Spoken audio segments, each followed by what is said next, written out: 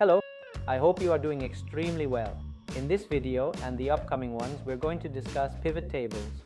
We'll explore what they're used for, what they are, and how to utilize them. I hope you find this information incredibly useful. Without further ado, let's get started.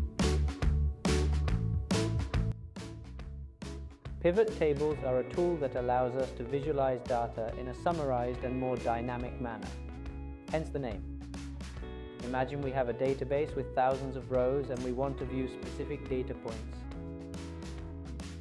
For instance, the total sales of a product, sales from a particular customer, the costs of a specific product, and extracting all of this information individually could be done by creating formulas, filtering, copying, and pasting. However, pivot tables help us summarize and make this task much easier.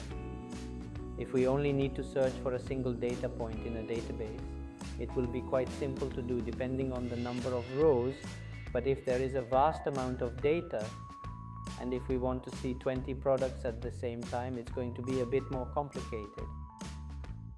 This is exactly where dynamic tables come into play. In addition to presenting data in a tabular format, we can connect these tables to charts, making them dynamic as well. This is an excellent option for creating more interactive data visualizations. Nowadays, we have platforms like Power BI, which also help us tremendously with data visualization. But right now, we want to focus on Excel to explore all the functions it offers. And once we finish with this, we can explore other features. Here we have the database with 1,000 rows. In my case, I already have a sheet ready to insert this pivot table. Remember that to insert sheets, we can go to the New Sheet option or use the shortcut Alt-HIS. In this case, I'm going to select the Pivot Table option. Now, the most manual way to do this is to go to Insert and select the first option, which is Pivot Table. Here it will ask us for the database. It's essential that our database has headers. The headers are this top part, which you'll be able to see in the first row. We're going to select it, and then we're going to select it again. If you want to select it quickly like I did, first select the cell, then press Ctrl-Shift and the right arrow, and then press Ctrl-Shift again, holding both keys and the down arrow. This way we'll have all the data selected and we can hit Enter. Additionally, it will ask us if we want to insert a new sheet or if we want this pivot table to be inserted into an existing sheet.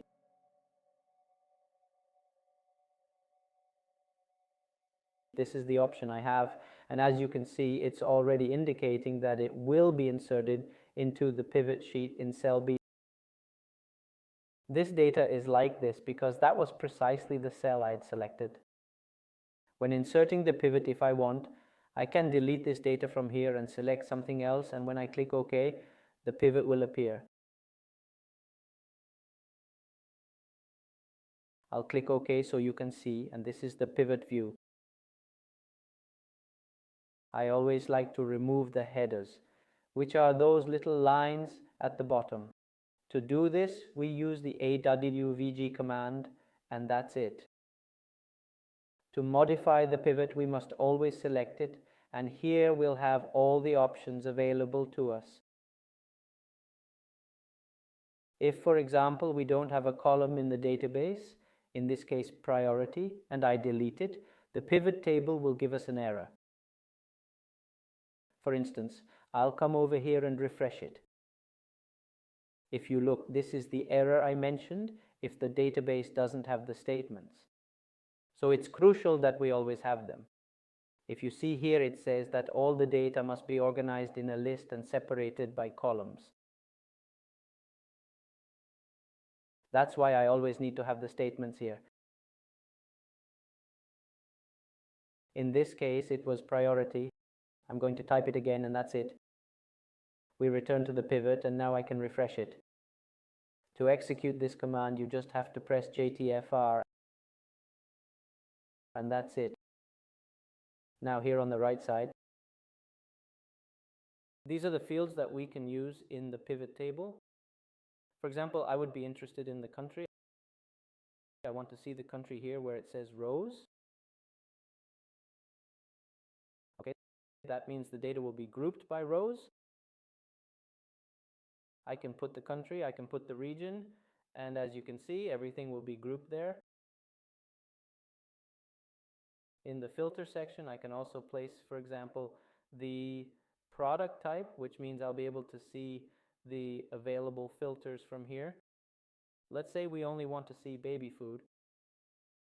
We click OK, and now it's filtering for me, both by country and by region. And for the values, let's say we want to see the total sales amount and additionally the total cost amount. Then we would have that here. As you can see here, we can see the sales amounts by country and region. This is a data set with many rows, so there will also be quite a few rows displayed here. But as you can see, we are going from having 1,000 rows, which is the original database, to having just 117. Now we can also filter the data. For example, let's say we only want to see the data for Europe. If you look here, when we apply a filter, in this case, there are two values, right? One is the country and the other is the region. In the filter, we will always be able to specify the criteria we want to filter by. In this case, let's say we just want to filter for Europe. We click OK, and that's it. It's always recommended, and personally, I think it looks more visually appealing to put the most frequently repeated data in the rows first, followed by the least repeated data. For example, in this case, you can see that Europe is repeated in quite a few places. Why is that? Because the zone is like a continent, it seems to me. So it's better to put it at the beginning so that we can see all the data for Europe and then see the data for the other countries. This is all about exploring the data. So as we work on the pivot tables, we'll see if certain configurations appeal to us more than others.